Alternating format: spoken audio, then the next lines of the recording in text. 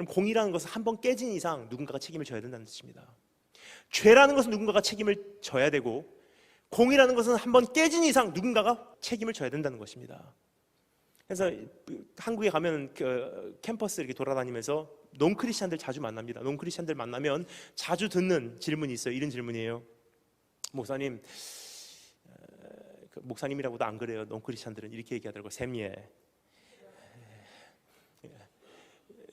그러면서 하는 얘기가, 하나님이 진짜 사랑이시면 그냥 용서해버리면 됐지 왜 꼭 누구의 피를 흘려야만 합니까? 그런 질문이에요.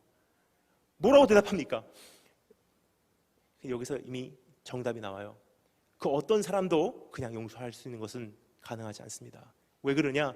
공이라는 것은 깨져버리는 것이고, 죄라는 것은 저질러져 버리는 것이고, 문제라는 것은 한번 저질러진 이상 누군가가 책임을 지지 않으면 안 되는 것이기 때문입니다. 예를 들어서 여기 시계가 있습니다. 시계가 있는데 어떤 사람이 저를 이 시계를 보여달래요.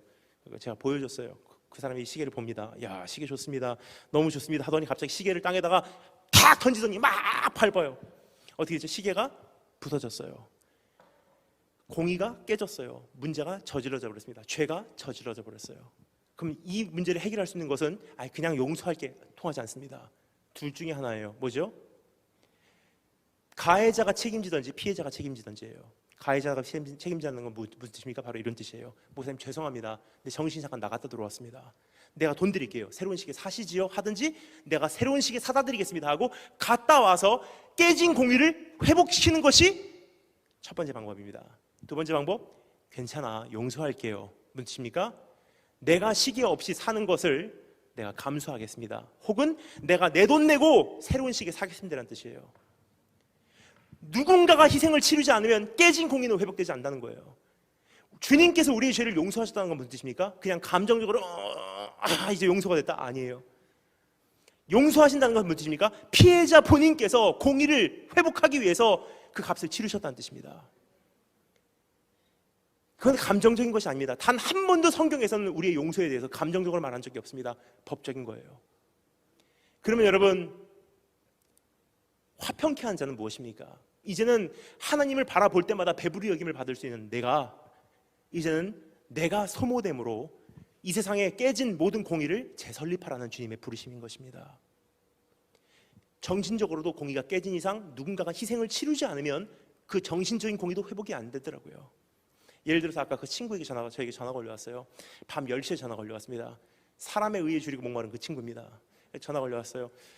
나 좀 만나줘. 그래갖고, 야, 이 원수야, 왜 그래? 그러니까 친구가 나와달래요. 그래갖고 제가 시카고 살 때 일입니다. 한겨울 날씨가 영하 30도예요 시카고는. 아시죠? 그런데 나갔는데 굉장히 추운 겨울에 그 친구하고 10시에 얼굴을 마주보고 앉았어요. 왜 그래? 그러니까 그 친구가 인사도 안 하고 그날은 본론으로 들어가더라고요. 또 시작했어요. 야야, 저 사람이 좋아하는 것도 싫어하는 것 같아. 왜 저 말을 했을까? 오늘 그 말을 했는데 수업 시간에 그 말이 굉장히 나에게 신경 쓰여. 그 말이 뜻이 뭘까? 계속 얘기해요. 가만히 듣고 있다 이런 생각이 들더라고요.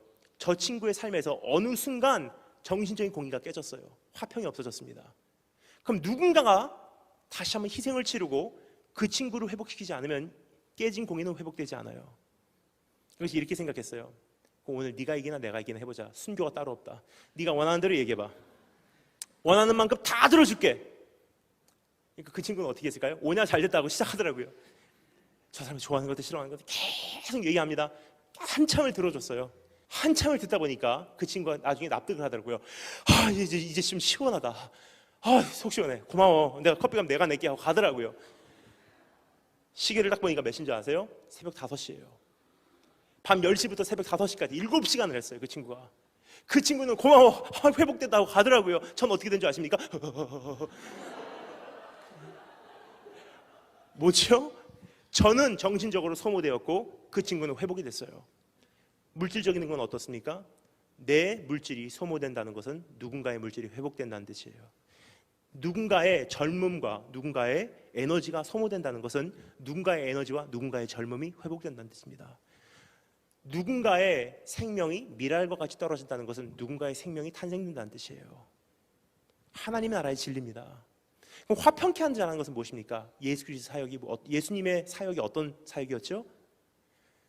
자신이 떨어져 죽음으로 다시 한번 깨진 공의를 하나님과 우리 이방인과 유대인을 회복시키기 위한 공의 회복의 사역이었습니다. 그러한 사역을 하는 자는 기뻐하라. 드디어 하나님의 아들 예수 그리스도의 사역을 너희가 하고 있습니다. 근데 여러분, 한 가지만 더 말씀드리겠습니다. 거기서 끝나지 않더라고요. 또 한 가지 공의를 회복하는 방법이 있습니다. 하나는 희생이고 또 한 가지 방법이 마지막으로 하나 남았더라고요. 뭔지 아십니까? 한번 따라해주셔서 감사하겠습니다. 전쟁. 전쟁이라는 것이 왜 공의 회복인지 한번 생각해 보도록 하겠습니다.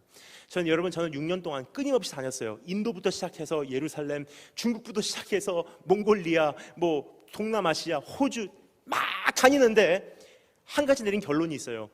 온 세계의 75%는 우리가 상상을 초월하는 악을 매일매일 경험하면서 살고 있다는 뜻입니다.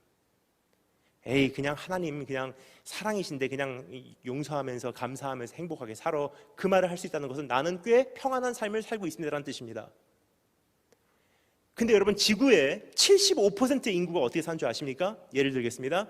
3년 전에 인도에서 핍박이 있었어요.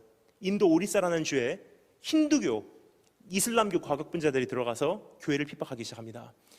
100명의 크리스찬이 순교를 당하고 600가구가 불에 타갖고 없어졌어요. 교회를 포함해서. 근데 그 한 가정의 이야기를 말씀드리겠습니다. 힌두교 과격분자들이 들어가서 그 아빠, 오빠들 다 죽이고 거기는 엄마, 언니들 집단 강간하고 다 참수시켜버렸어요. 그리고 14살 된 어린아이, 여자아이를 남자들이 들어가서 집단 강간을 하고 몸에다가 휘발유를 붓고 불질러버렸어요. 다행히도 그 여자의 몸이 타고 있다가 딱 반 정도만 탔을 때 선교사님들이 들어가서 불을 꺼줬어요. 그 여자아이 아직도 살아있습니다. 그 여자아이에게 가서 여러분 이렇게 얘기하면 통한다고 생각하십니까? 네가 크리스찬이니까 네가 용서해. 통하지 않습니다. 하나님은 사랑이셔. 네가 용서해야지. 안 통합니다. 그 정도의 복음이라면 저는 안 믿었을 거예요. 너무나 얕거든요. 근데 여러분, 너무나 감사한 것은 우리 주님께서는 그래서 이렇게 말씀하세요. 참된 복음의 완성은 무엇이냐? 바로 이것입니다. 그 여자에게 통하는 복음이에요. 바로 이 복음입니다. 네가 당한 대로 갚으실 거야. 기다려. 반드시 그분이 이 세상에 오셔. 그분 오시게 되면 네가 당한 대로 갚으실 날이 와. 넌 그날까지 길이 참어. 그 아이에게는 그것이 복음이에요. 한 복음은 어린 양 예수입니다. 하지만 다른 복음은 다시 오실 왕 유다의 사자 예수 그리스도의 복음이에요. 그 이방인의 복음과 유대인의 복음이 하나가 될 때 우리는 예수 그리스도의 장성한 분량까지 성장을 합니다.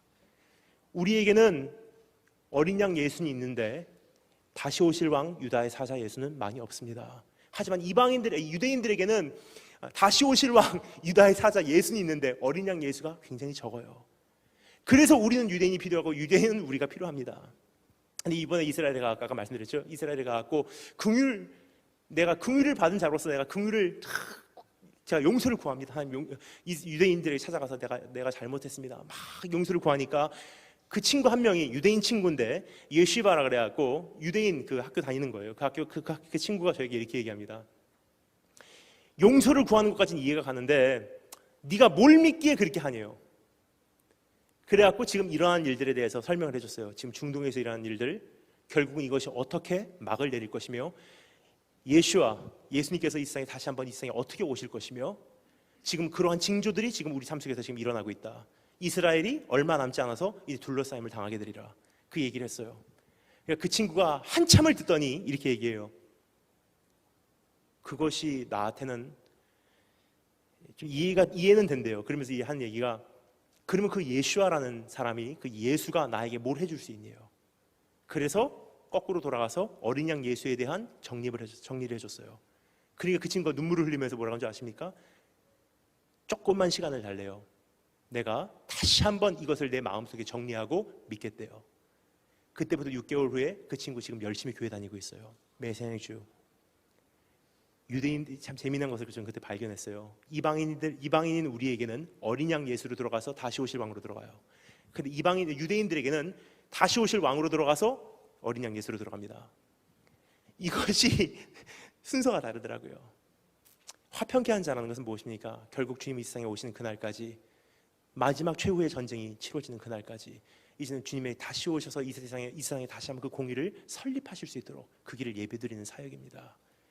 땅끝까지 하루빨리 복음이 전파됨으로 우리 주님 이 세상에 오셔서 깨진 공의 회복시키시고 당한 자를 위로하시고 악한 자를 주님께서 심판하시는 그날이 속히 올 수 있도록 이제 나의 인생의 모든 것이 그것에 초점이 맞춰지는 그런 축복이 있기를 주님으로 축원합니다.